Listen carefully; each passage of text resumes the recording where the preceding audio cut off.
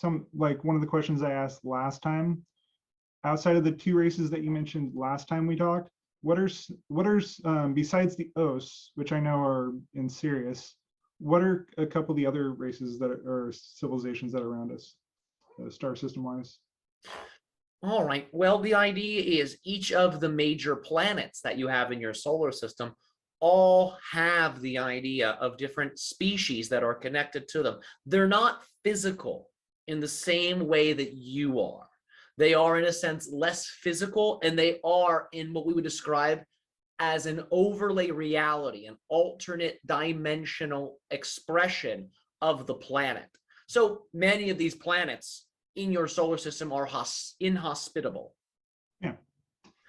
There are higher dimensional expressions of them where life can flourish. That's where these beings dwell.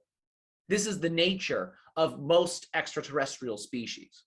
This is why you have not really found life on any of those planets, because you're attempting to use physical means of finding life. But as you know, physical life can't thrive on those worlds. No.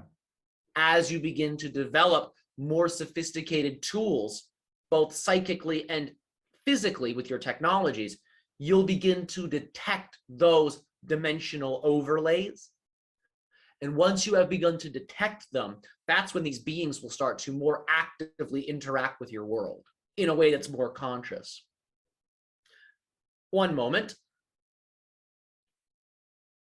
We are tuning into one, and we will translate a name. And again, it's a translation. So don't take it too literally, all right? One moment. In relationship to Venus,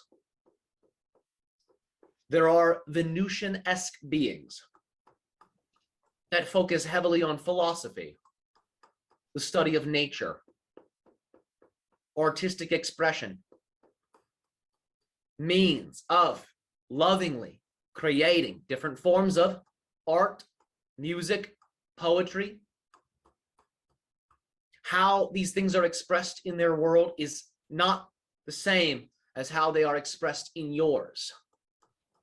Think of their expression of these things as a higher dimensional version of those things that you have on your planet. In terms of a name you can use to understand them, Inaki, Enaki. They have bluish skin. They have a bluish aura, green eyes.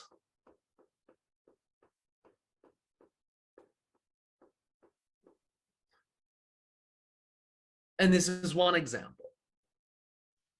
Okay. And remember, they also have an overlay reality upon theirs, where there are other beings. This is the way extraterrestrial consciousness operates. There will be the idea of some type of physical world, a planet, and in some cases even a star, which is less physical. There's still a dimension of that, but it's more etheric in nature.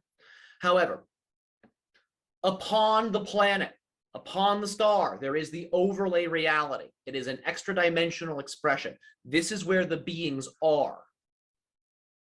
And there will be overlay realities built on top of those. This is where their spirit world resides. Does that make sense? Yeah, it does. Once again, when they wish to be seen, they simply densify themselves. And that's how you have the idea of your UFO experiences or your contact experiences. They're not necessarily physical like all of you, and they're not operating in the same dimensional framework as all of you. Were they shift to get here. Were they ever physical in our dimension, or were they always at that the more higher frequency? They have always been at that level. When they wish to become more densified, they incarnate on your world. What do they usually incarnate as? Just people? Oftentimes people. Okay. Is there... For other solar systems where there are physical planets, the process is the same. Where there's a physical planet that can support life, higher dimensional beings connected to the other planets within that solar system will incarnate onto the Earth-like planet. Okay. So what you call Earth being the center, where balanced elemental expressions are able to be held and consciousness can incarnate, this theme exists across many solar systems. There are many Earths, let's just say, or Earth-like planets with this type of theme taking place. And there will then be, in that same solar system, extra dimensional beings that are less physical, that guide that Earth-like planet. And when they wish to experience the physicality, they incarnate into bodies on that planet.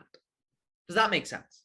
That does actually make a lot of so essentially the planet that is similar to Earth is kind of like a meeting place to have those experiences for that particular star system. Exactly. Yes. Okay, that actually helps quite a bit.